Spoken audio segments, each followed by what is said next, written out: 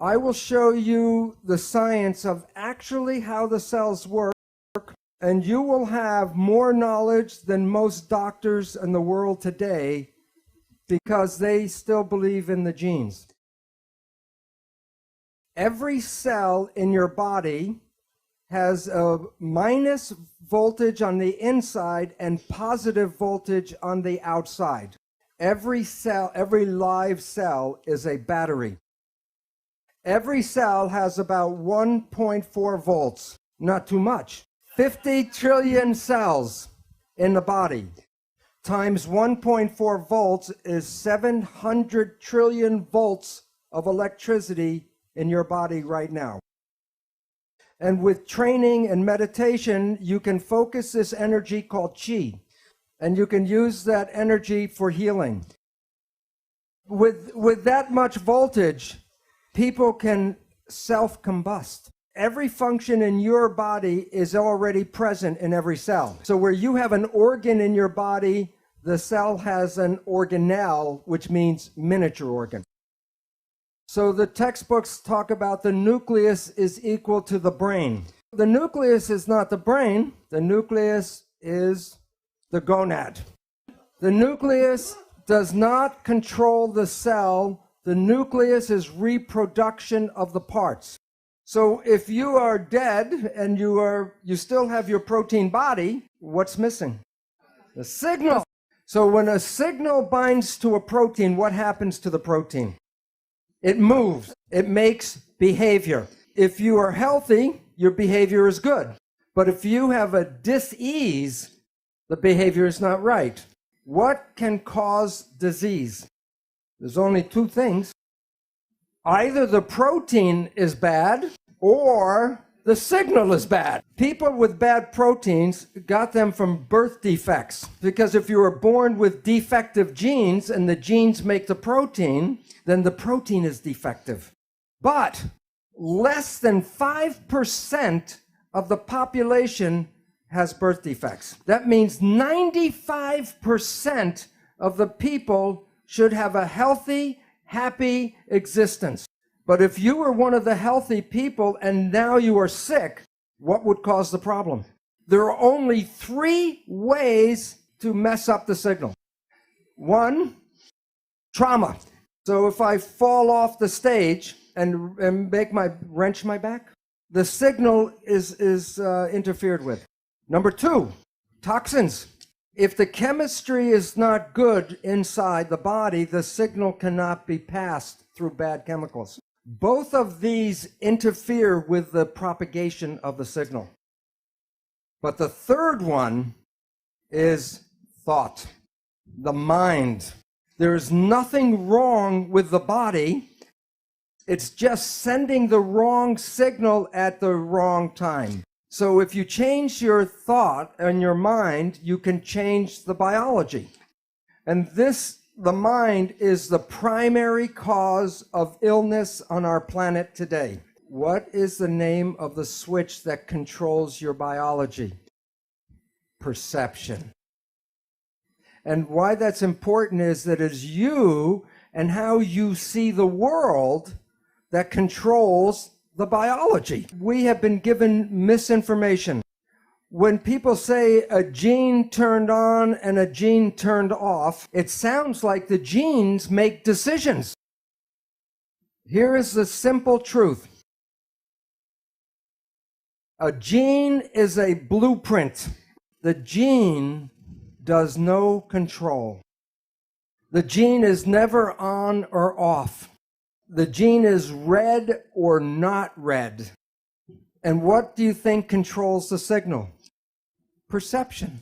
You are not the victim of your genes because you control your genes.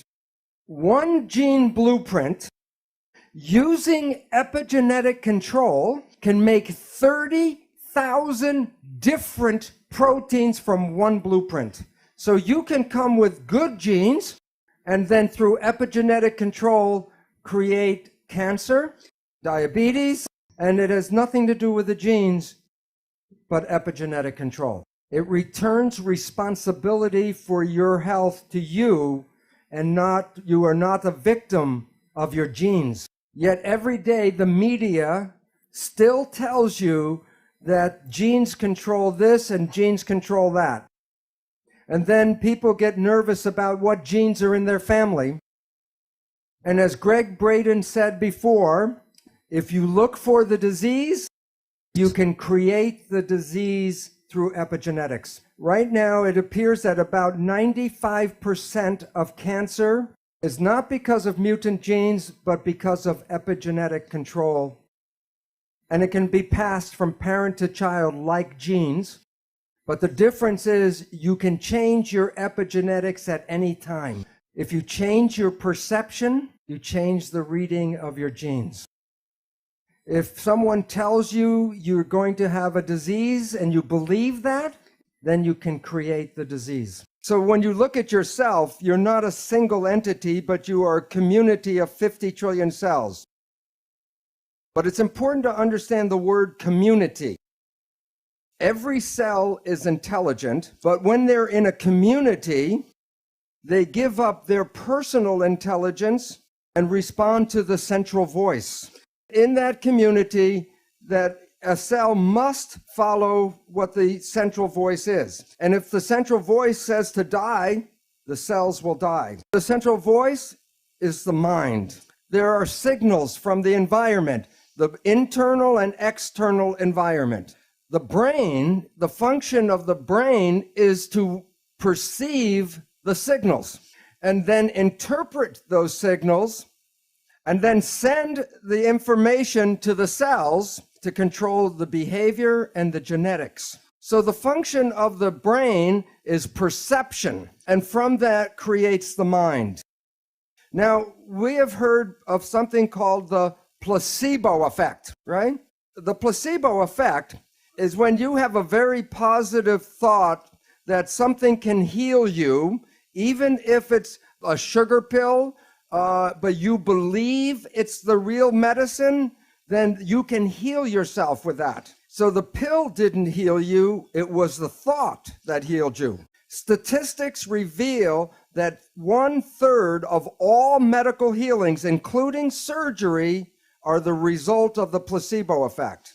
And this is what medicine does not tell you, is that there is negative thinking, and it's called the nocebo effect. And in the same power that positive thinking can heal you, negative thinking can kill you. The point is that negative thinking can create all the effects of chemotherapy.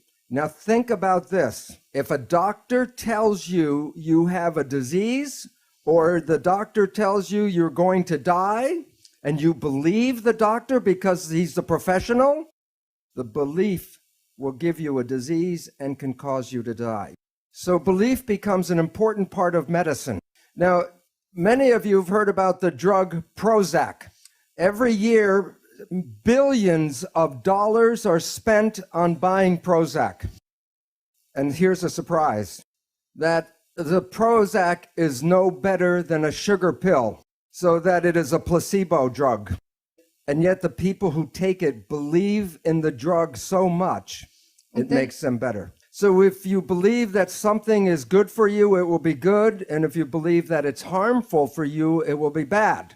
So the question is, if we are so able to be healthy and young, why do we get sick? And one of the most important reasons is stress. And the function of the stress hormones is to take the energy of the body and get it all to run and fight. So the stress hormones will shut off the functions of things that will not be needed in fight or flight. One of the most important uses of energy in the body is the immune system. Stress hormones shut off the immune system. And the significance is every one of you right now is infected with almost all of the disease germs that humans have. Right now, if I take a blood sample, I will show you you all have viruses and bacteria and parasites. And you might say, well, if I'm infected, then why am I not sick? Because if your immune system is working properly, it will suppress these parasites and germs. But the moment you start to shut off the immune system, then these organisms begin to start growing again. So the idea that you catch a disease is not really true. You already have the disease.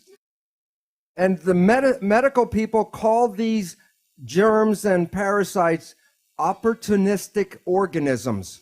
So if you are under stress and you shut off the immune system, then you give these organisms the opportunity to then make the disease. And yet when we get some of these diseases, we go to the medical doctor and they give us drugs to kill the germs and the bacteria. Well, this is very helpful if the disease is going very quickly. That was not the problem in the first place. The problem was stress that shut off the immune system. So to get healing is, okay, treat the disease, but also treat the stress.